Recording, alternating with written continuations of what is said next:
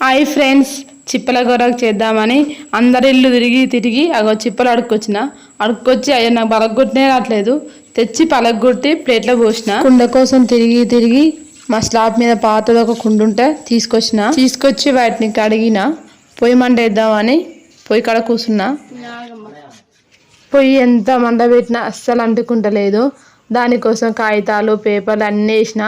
అప్పుడైతే గ్యాస్ ఉంటే గిట్ట సుక్క పోస్తే పొయ్యి అంటుకునేది. అటు ఇటు నానా తంటాలు పడి పొయ్యి అయితే మంట పెట్టిన. ఇంతకుముందు పలగొట్టిన చిప్పలన్నీ కుండలో పోసిన.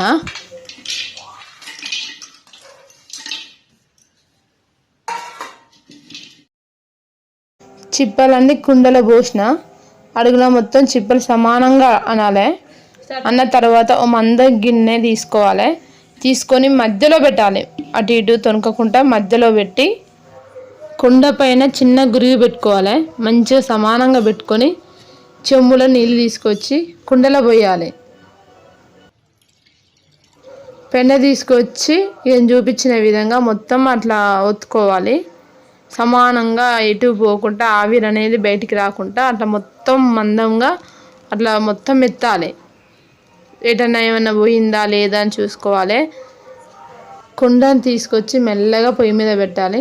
పెట్టిన అర్ధగంట తర్వాత ఇంట్లోకి తీసుకొచ్చి చల్లారిన తర్వాత పైన చిన్న గురిగి తీయాలి. చూసారా కుండల నుంచి పొగ ఎట్లొస్తుందో? పొగ అంతా చల్లారిన తర్వాత గిన్నె తీయాలి. వావ్, సూపర్ వచ్చింది చిప్పల గోరాకు. అసలు ఇంత వస్తుందని నేను అనుకోలేదు. బాగా వచ్చింది. గోరాకులో కొంచెం కుంకుమ కలుపుకోవాలి. కలుపుకొని బాగా అటు ఇటు కలబెట్టాలి స్పూన్ తోటి. కలబెట్టిన తర్వాత చేతికి పెట్టుకోవాలి. సూపర్ ఉంది స్మెల్ అయితే. నెంబర్ పెట్టచ్చు అసలు.